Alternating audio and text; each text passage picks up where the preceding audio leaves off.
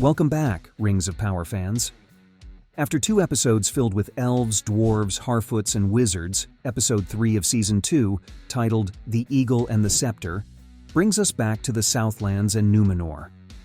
From jaw-dropping battles to intense political intrigue, this episode is packed with unforgettable moments.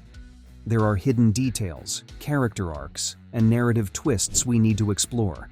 So let's dive deep into what went down in this thrilling chapter. But before we get started, don't forget to hit that subscribe button for more weekly breakdowns, theories, and behind-the-scenes content from Middle-earth. Elendil's struggles and Isildur's fate. Let's begin with Elendil and his emotional journey.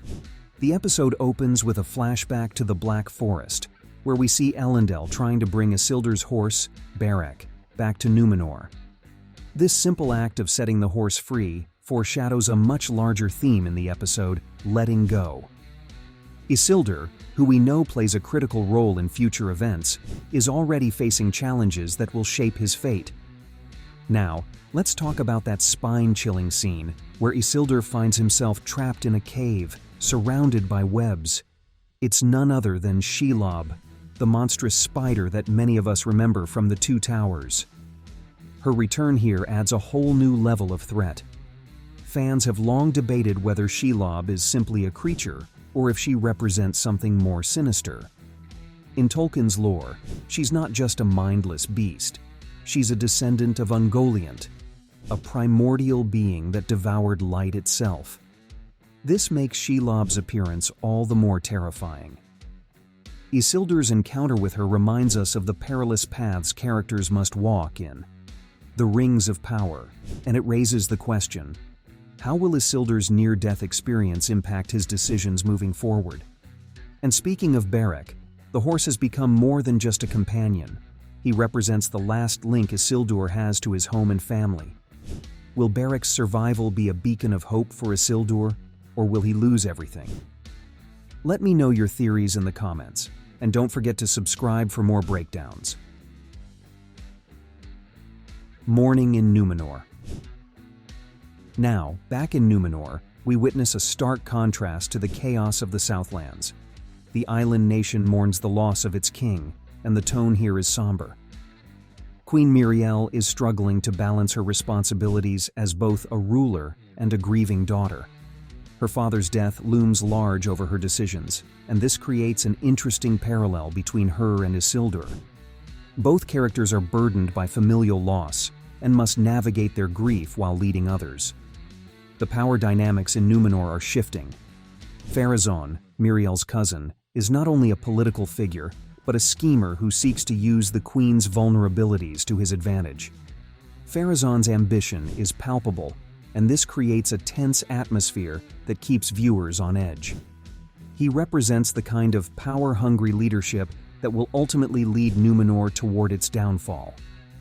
For fans of the lore, this is a direct tie-in to the downfall of Númenor, which is a pivotal event in Middle-earth's history.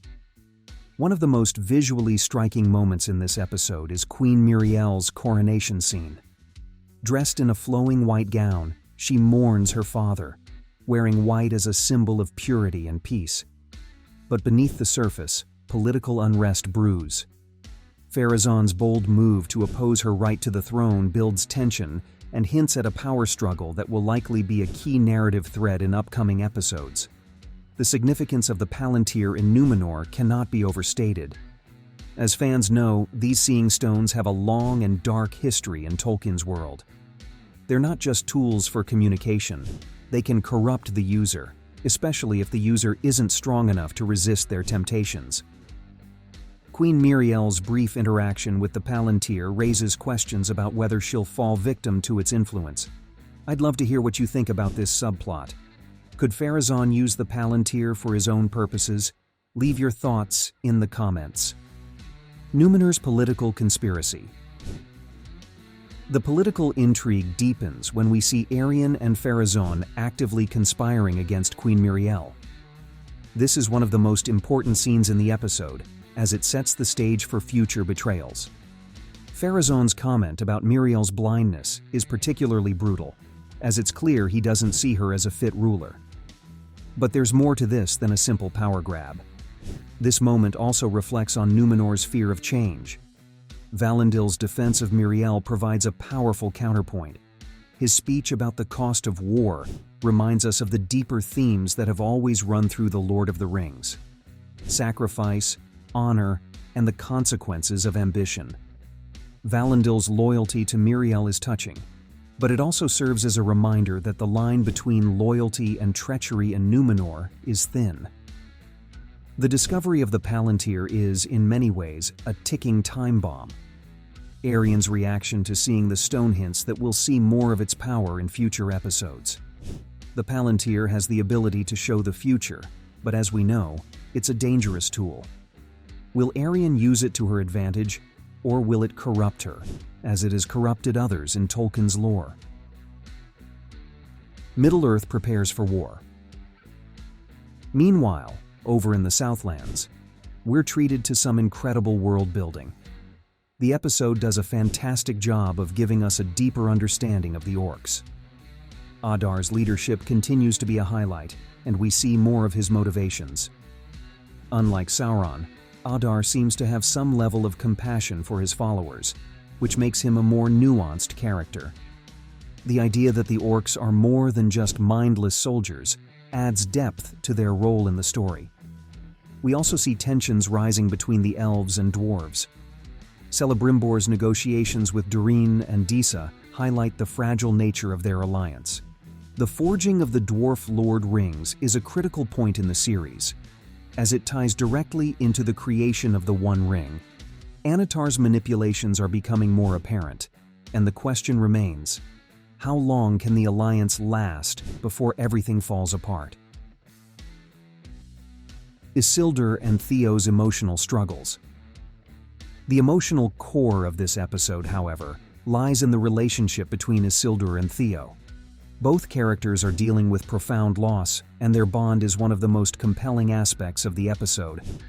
Theo's transformation from a bitter, angry young man to someone willing to fight for his people is beautifully handled.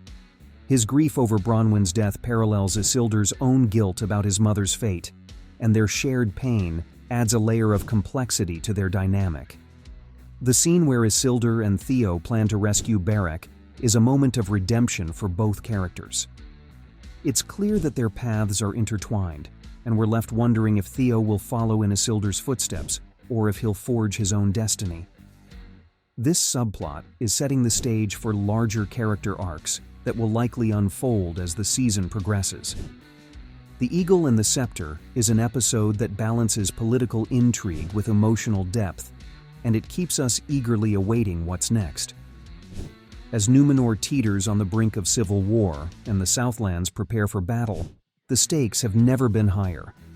From the return of Shelob to the looming threat of the palantír, there's no shortage of drama, and every moment feels like a crucial piece of the larger puzzle. If you enjoyed this breakdown, make sure to hit like and subscribe so you don't miss our next deep dive into the world of the Rings of Power.